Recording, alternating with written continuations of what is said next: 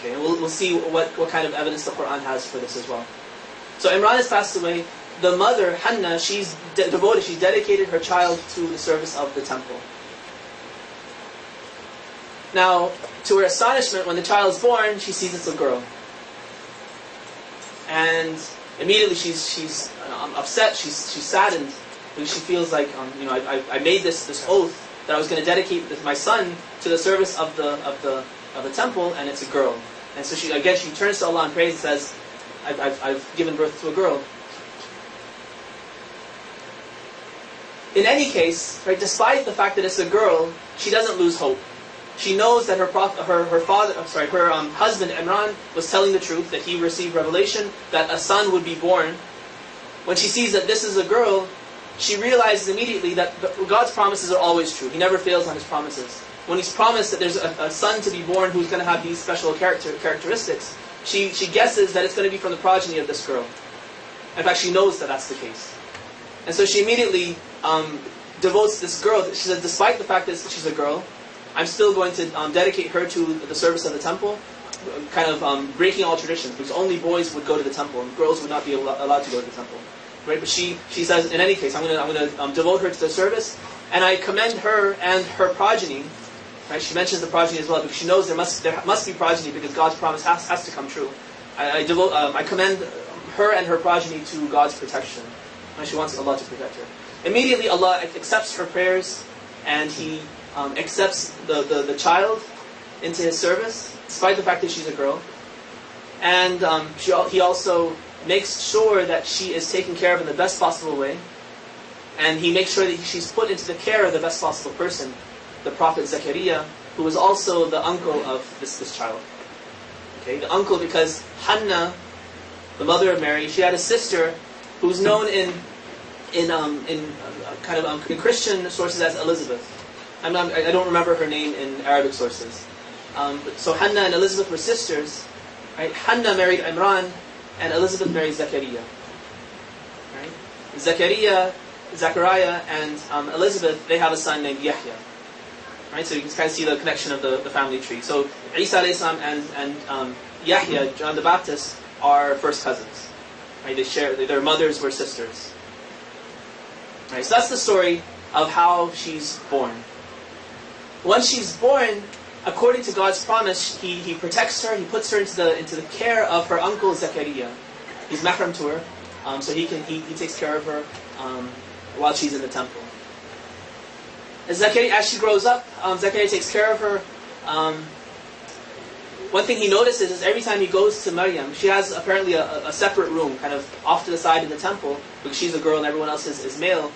So she has her own room that only Zakaria can enter. Every time he enters, he notices that there's food. There's so much food. There are fruits. Some of the traditions say that there would be out of season fruits, meaning like in the summer when you could only have summer fruits, there would be winter fruits or maybe fall fruits in Maryam's quarters, and vice versa. In the fall, there would be summer fruits, and just things that were impossible to happen naturally. He would see that in her quarters, and he asks her. He says, "Maryam, where do you get all of this?" And she says, "It's from Allah. Inna Allah yarzuqu man yasha'u bighayri hisab." Allah, He provides sustenance to whomever He wishes without any conditions or any limits. Right? So this is kind of there are about 4 verses then that talk about the birth of Maryam, and then how she ends up in the temple in the care of Zakaria.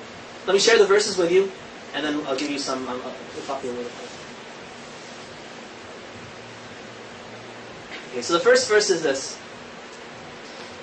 إذ قالت امرأة عمران ربي إني نذرت لك ما في بطني محررا فتقبل مني إنك أنت السميع العليم.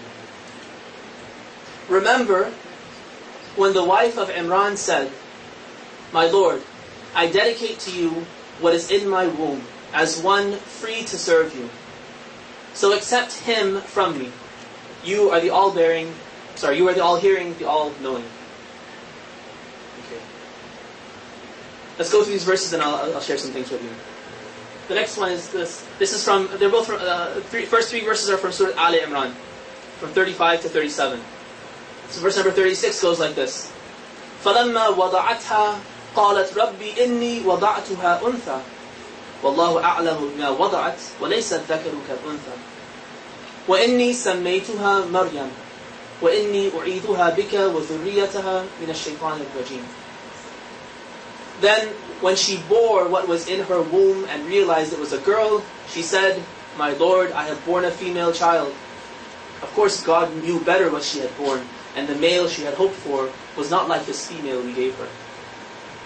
I hereby name her Mary, and I seek refuge for her and her progeny from the evil of the outcast Satan.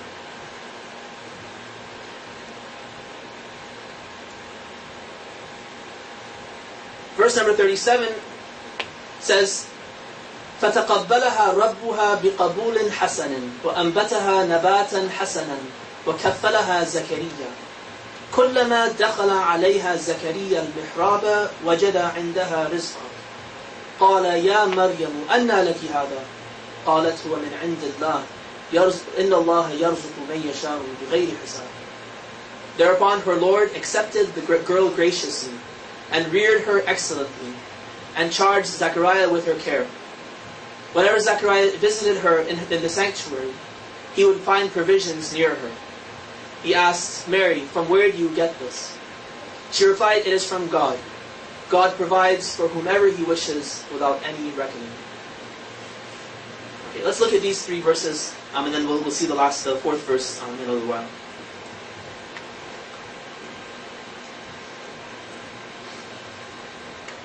Alright, so I told you a little bit about the names. So you have the father Imran, the mother Hannah, known as Joachim and Anne in Christian sources. Now, one thing is there's indication in these verses. Well, let me before I jump ahead of myself. One thing I want you to carry away from this talk is to realize two things. One is the strength of the Quran itself, the detail with which the Quran narrates things. And the second thing is the strength of our scholars. What I noticed when I went through these verses, I went through Tafsir al-Mizan in particular. Tafsir al-Mizan, it's a wonderful commentary, 20-volume commentary by Allama Tabatabai, right? Relatively contemporary. He passed away maybe about 20 years ago. Yeah, something like 20 years ago. What I found was his work, and it's not just him, generally the strong scholars in the Hausa, the Sayyid Khuis and the Sayyid Sistanis and the Allama Tabatabais and the Sayyid